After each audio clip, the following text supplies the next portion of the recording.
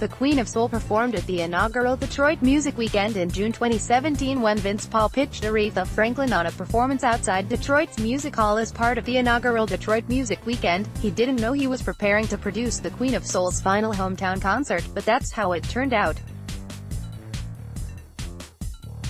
Aretha's concert on June 10, 2017 turned out to be her Detroit farewell, and it was an emotional, unforgettable performance. Paul, the president and artistic director of the Music Hall Center for the Performing Arts, created Detroit Music Weekend to celebrate the musical gifts that Detroit has given the world and to showcase homegrown talent. What better way to kick off the event than with a centerpiece performance by Aretha Franklin? That's what he thought, but when he first presented the idea to Franklin in late 2016, it wasn't an immediate sell. It was a HMPH, Paul said Thursday, following Franklin's death at the age of 76. That meant she was going to think about it. Paul had known and worked with Franklin for a dozen years, so he knew the language of Aretha and how she operated. He knew she constantly changed phone numbers, that handlers came and went, and to keep quiet when it came to discussing Aretha, because if you didn't, you're out, he says. The first time they ever spoke on the phone, Paul stopped dead in his tracks, despite the fact that he was in the middle of the street, crossing Madison Street.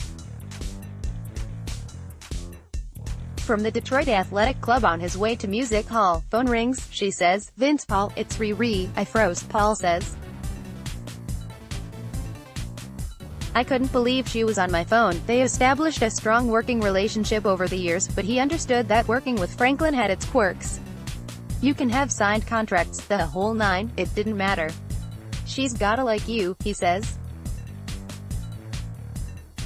Given their productive relationship over the years, I guess we were okay with each other, he says. When pitching Detroit Music Weekend, he knew not to press Aretha, and a week or so later he received a call from a member of her team telling him it was a go.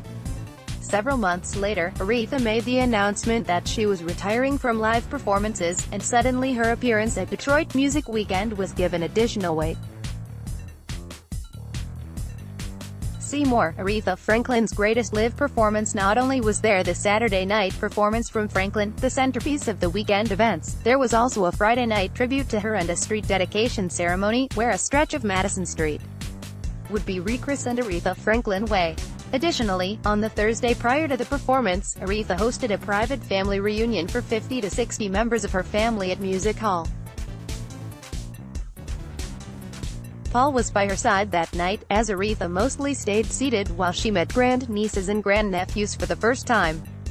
Paul could tell she was not in good health, but pressed forward. The next day, Paul received word that Jesse Jackson would be joining Aretha at the event. I asked, "Are we promoting this?" The answer was no, he says.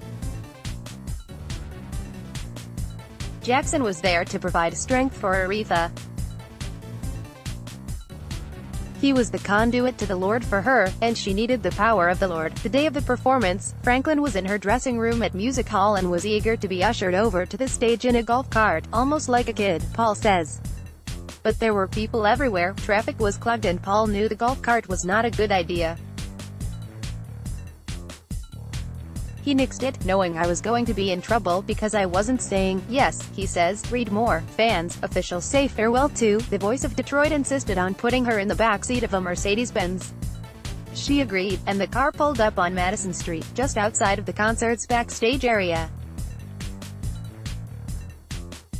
With temperatures in the upper 80s and thousands of fans gathered to see her, Franklin sat in the backseat with Jackson as time ticked by. There was an introduction from Sen. Debbie Stabino, Demi, and Detroit Mayor Mike Duggan was waiting in the wings to present Franklin with a key to the city. More than 40 minutes passed and Franklin still wasn't on stage. It was nerve-wracking, Paul says, but not unexpected. Eventually Aretha exited the car and took the stage, Jackson at her side. She opened with, "I knew you were waiting," as fans chanted, "Your Majesty," and "We love you, Aretha," from the crowd. And she was marvelous. She was joined by a 19-piece orchestra, 12 players from Los Angeles, 7 from Detroit, as well as 3 backup dancers, 3 backup singers and gospel duo the Williams Brothers. She threw the kitchen sink at it, Paul says. In addition to the thousands of fans crammed in the parking lot in front of the stage, others looked on from the roof of the Detroit Athletic Club and from the fire escapes of the nearby Ashley Hotel. Close and impromptu performance by Aretha Franklin in a hotel room in 2013 overlaid with photos from her life and career. Max Ortiz and Lauren Abdul-Razak, the Detroit Newsher 13 song set touched on classics from her 5-decade career, including Chain of Fools, Do Right Woman, Do Right Man, Hooked on Your Love, Ain't No Way, Brand New Me, and Something He Can Feel. She also worked in a version of Adele's Rolling in the Deep that segued into Ain't No Mountain, a version she recorded for her 2014 album. Aretha sings the great diva classics, but she began showing signs of fatigue near the end of the set, and there was a planned encore of Respect that didn't come to pass. As she ended the show, she told the crowd, "God bless you, God keep you." She then took a deep breath and paused for 10 seconds before adding, "Keep me in your prayers." Paul Jackson and a bodyguard carried her off the stage and got her back to her car. She collapsed, Paul says. "I had her by her legs, and her shoes had fallen off and her stockings had fallen down. It was not a royal exit. They took her back to her dressing room at Music Hall where she stayed for several hours, and at around 11:30 that night, she finally left." Fans had long since gone home. A final audience with Aretha granted. The concert was filmed, and Paul has it shot and edited, though he has no plans to release it.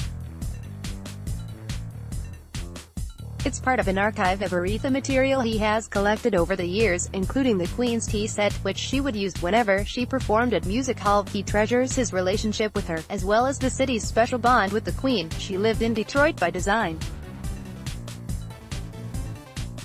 She could have lived in any city in the world, but here she was a person, says Paul, who honored the Jacksons during this summer's Detroit Music Weekend.